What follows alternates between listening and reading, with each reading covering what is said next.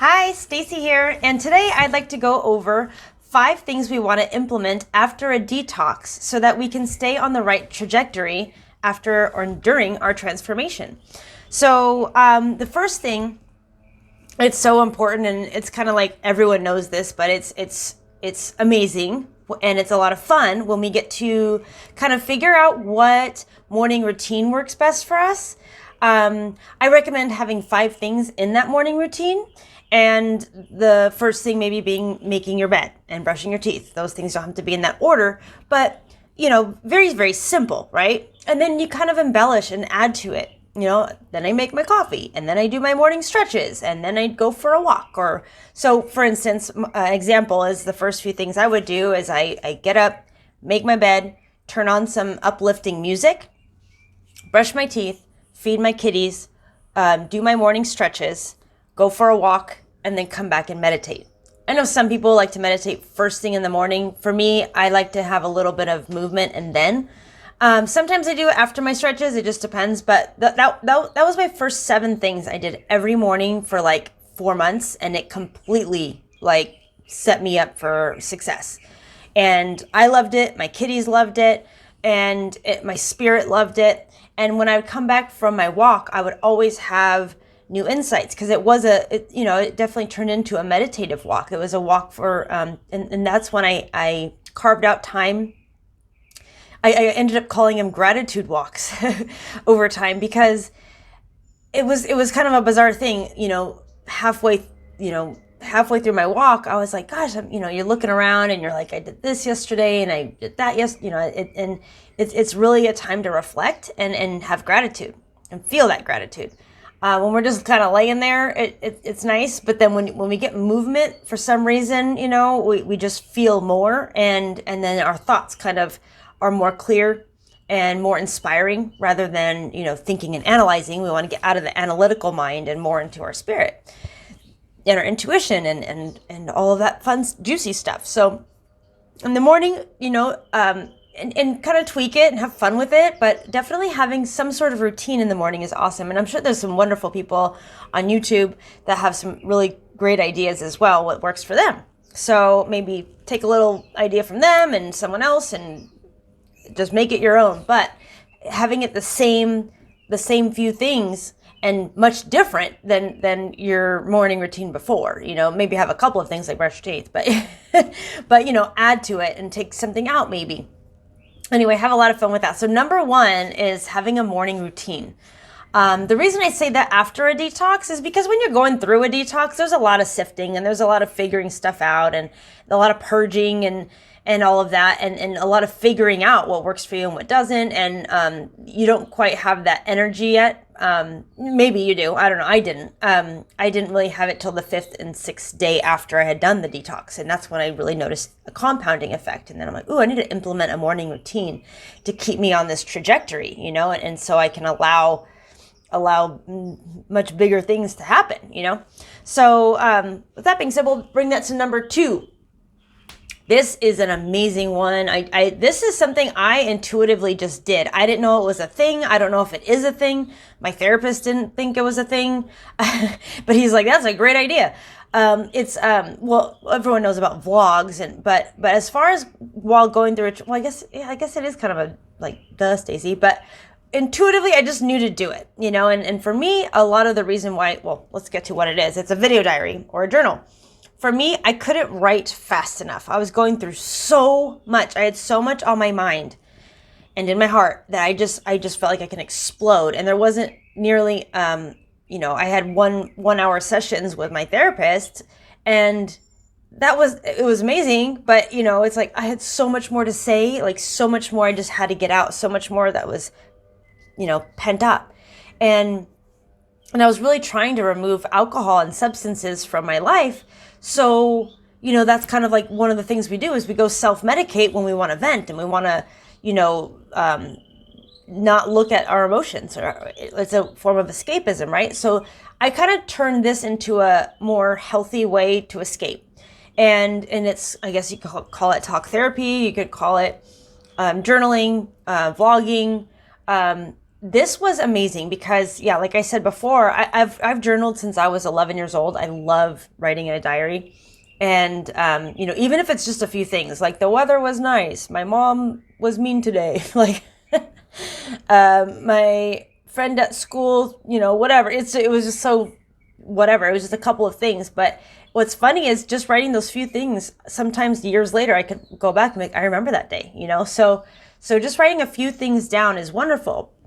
But, when we're going through a lot and it's just like we're spinning our wheels, like, oh my gosh, overwhelmed, and we're trying to break habits, it's good to instead of venting to somebody and perpetuating the situation or going to have a drink about it, vlog.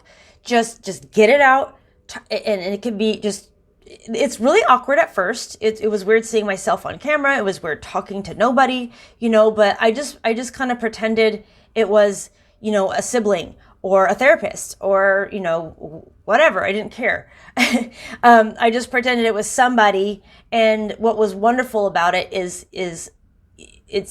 you could see an amazing transformation happen right before your eyes. Because if you look at a video from even a couple of days ago, you could see how much you've changed in your face, the way you're talking about yourself, the way you're talking about your problems.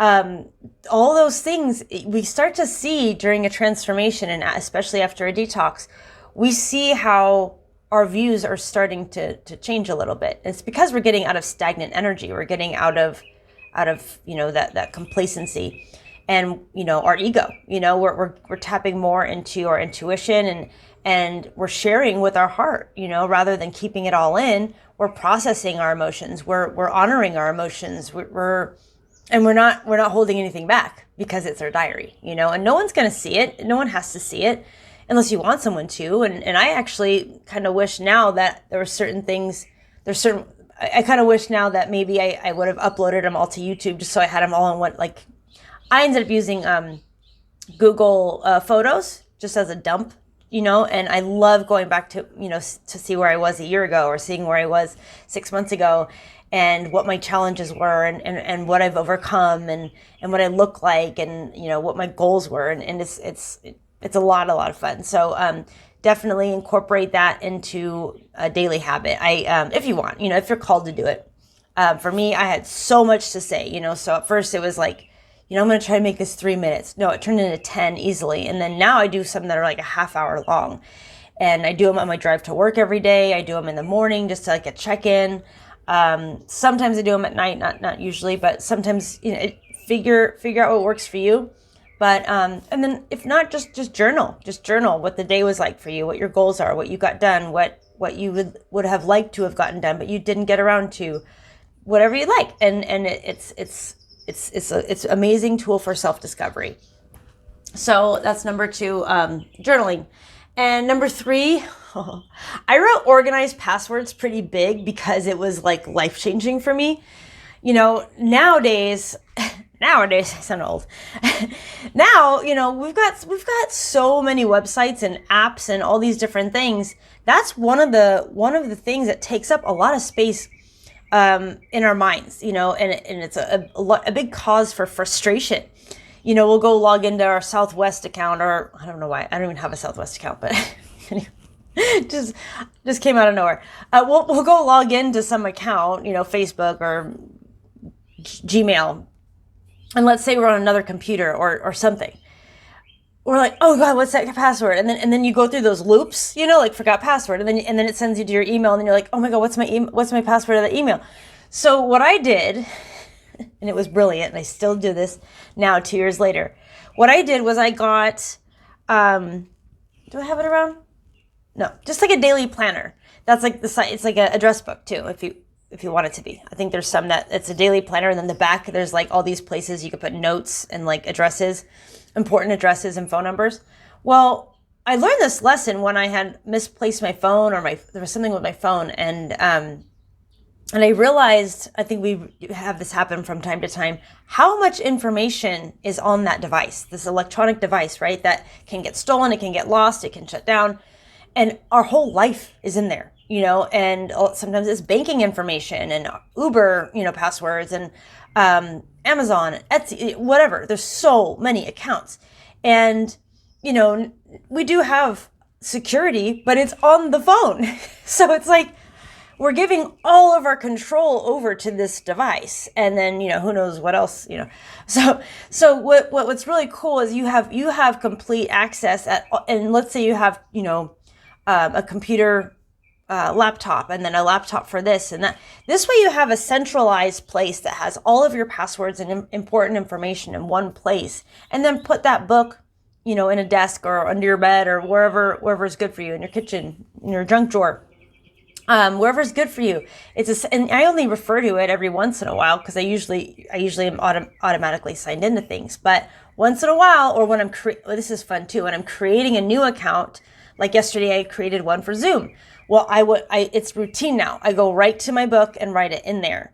And then I'll do the username in pen and the password in pencil. So that way, when we go, every few months or however often you change your password, you just erase it. And then it's super old school. I think of my grandmother, she would do things like this, but it's smart. It's really smart, because we don't want to rely too much on electronics. And that's one of the things that can create some brain fog. And it's a subconscious thing. But when we have a lot of clutter going on here, and you're not thinking about your passwords all day, of course not. But when you know that certain things are safe, your brain lets go of it, kind of just dissolves. It's like, oh, I got the password. It's fine. I don't have to worry about it. But when you think oh, I don't know, did I lose that? Or, it's not a thought, but it's there, so this just gave me that reassurance that it's good. And then when I go, I'm very confident when I go sign into anything, I'll have my Target card, that's something I pay once a month, and it's automated, but I like to go and do an additional extra payment, so in the middle of the month. So it'll ask you for a password, and it's something I don't use too often. So I'll just go right to my book and oh yeah, that's right. That's my password. Perfect. And I trust it. So this is a huge one when we get to decluttering and because we've already thought about, okay, purging, removing, letting things go, releasing attachments to things. That's so big. Become as much of a minimalist as you can, just to keep things simple, right? This is part of that phase when we declutter. Reorganize things, organization. And it's not just, I use that as an example, organizing passwords, and also removing notifications. That's a big one, because that's cluttering. It clutters that's another just same example as it doesn't take a lot of space in our mind, but it takes space. It does. And this is something we'll notice over time. Once it's gone, we're like, oh my gosh, you just feel that much lighter, it's those little things, they add up to something that can weigh us down. So, and it keeps us in a denser vibration. So when we lighten it up and lighten the load, and less thing to worry about, we declutter, purge those physical and, non-physical things. They all add up, and they will increase our vibration, which will expand our consciousness and allow more room to allow what we really desire in. And it's those little wins they compound. They always compound. So that's number 3 is in part of decluttering is those little things too. Those little anyway. The fourth thing is curate your space. And this, so after you've organized and decluttered, take a look around. I'm not a big shopper, but if you aren't one, maybe go. And then if you're a big shopper, then definitely maybe go through your collection and see what you really want to keep and actually hang up, and maybe look through a garage or go to a garage sale and see what you're gravitated to. One thing I did that was kind of cool is, a lot of my, the reason I went through a transformation, a lot of it was because of anxiety, right? And so that's the root chakra. That's our root chakra. So our first chakra. So that's red, right? So this seemed kind of out there at the time, but it made more and more sense as I've gone through the different phases of transformation. There are people who specialize in this, but it's there's different aromas and different colors and different sounds that will help promote that energy center to get into a healthier alignment. And I know it sounds crazy, but it really works. And those are the little details, and that's just one little example of curating. There's certain aromas that will kind of invoke different energies that we want, and then different colors will invite different mood. So just think of Christmas. That's like probably the most obvious one ever. You might be just kind of whatever, and then you walk past a store that's just, it smells of Christmas, it looks of Christmas, it feels like Christmas. That's what I'm talking about. But for me, I love spring. I love springtime, love it. So it's like I'll put bring fresh flowers in and things like that. I love room sprays and linen sprays, and I'm not big on incense, but like things like that, just to have different sprays and candles or whatever. And I used to be like whatever with candles. Now I'm like obsessed because I noticed how much over time it really did change the way I felt day to day. But I really love the linen sprays because they just kind of fade. Anyway, there's people that there's teachers that they get really, really deep into these different things. They're small details, but these details are part of your reality. And if we're going to create our reality, we should curate our space. Curate your most obvious space first, and then move to your car, and then maybe to your office or your workspace. This kind of starts to build your reality. And so the universe will basically get like, oh, I see, I'm picking up what she's putting down here. All right, okay. We'll give her a little bit more of this and a little bit more of that. And then you'll start to see things gravitate towards things that can embellish that in what you're creating. And if you're not a creative person, this is a great place to start. It becomes a lot of fun. So, curate your space. And then last but not least, submerge. This is where we become more studious. I've always had many interests, but never really took the time or carved out a lot of time to really dive deep into things that might fascinate me. I remember had this like epiphany while I was still like in my old personality, my old identity, whatever you want to call it, when I was still drinking all the time and everything. And there was something I was looking at with a friend, and he was like, that's fascinating. And I was like, oh my gosh, I haven't heard that, like I haven't used that word in too long, which was kind of scary. I'm like, because I that's something I love to feel, is fascinated. I've always been a curious person. And I love that feeling of being inspired and being determined and being naturally motivated to do something, not pressured to feel motivated or trying to become motivated, but actually inspired to do something or just, couldn't help but keep diving deep into a book, I hadn't felt that in so long. But then after the detox and after really curating my space, I just would gravitate towards things and listen to them or read them and really just submerge into it and live and breathe a certain subject for a little while, maybe a few days or a few weeks. We've been kind of like this for so long, just in our little world, in our little bubble, and there's so much deliciousness out there, so many things that are fascinating and, things that this is when we'll start to really oh my, I've been so asleep. There's so much cool stuff out there, so many fascinating, interesting topics, and you could just swim in it for days. And, I call them healthy rabbit holes. It's like you just want more and more, and you get hungrier and hungrier. Like, that's really cool. And then it branches off into something else, and then that branches off into something else, and then that sparks a different, something you had thought about. I'm like, thank you, someone else thinks that. And this can be really invigorating and really fun. So this is where we kind of tap into our student slash scientist self, that all of us are intelligent.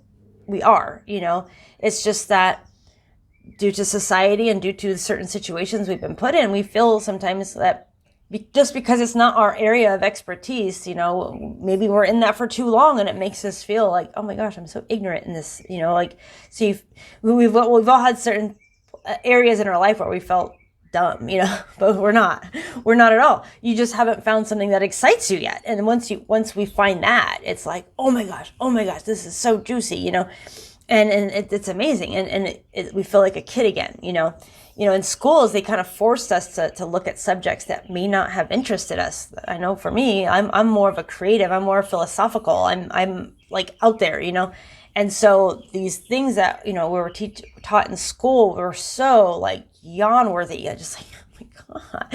Yeah. So now I just feel like, I feel like a kid again because of the energy, but then also because it's like explore, discover, wonder, be in that surrendered state of like anything's possible, because anything is, and we get to swim in it and then figure out how we want to start to create our reality. But first, do all the swimming and submerging yourself and all that is. There's so much that we've kind of denied ourselves when we've been asleep. So we're all guilty of it. We're all been under like mass hypnosis for like decades. So it's time to get out of it. Time to just wake up. There's so much more to life. So that's what's so cool about this going through a transformation is it wakes us up. So that concludes my top 5 things I would implement after a detox, after however you choose to do your detox. But and any kind of detox, whatever your intention is, whether it's to kick a habit or to change your trajectory in life, or just got done with a breakup, like I'm ready for a new path, whatever it is, these are all wonderful tools to help you not look back. That should be the 6th tool. Erase your past and create your new story. Oh, this is the beginning. This is how we start to create our new story. So anyway, I hope you have a blast with it, and please comment below what are your favorite things to do, whether it's in the morning or what do you like to listen to, what rabbit holes do you like to dive deep into. I'd love to hear more about it. Don't forget to like and subscribe and comment and share. Thanks. Bye.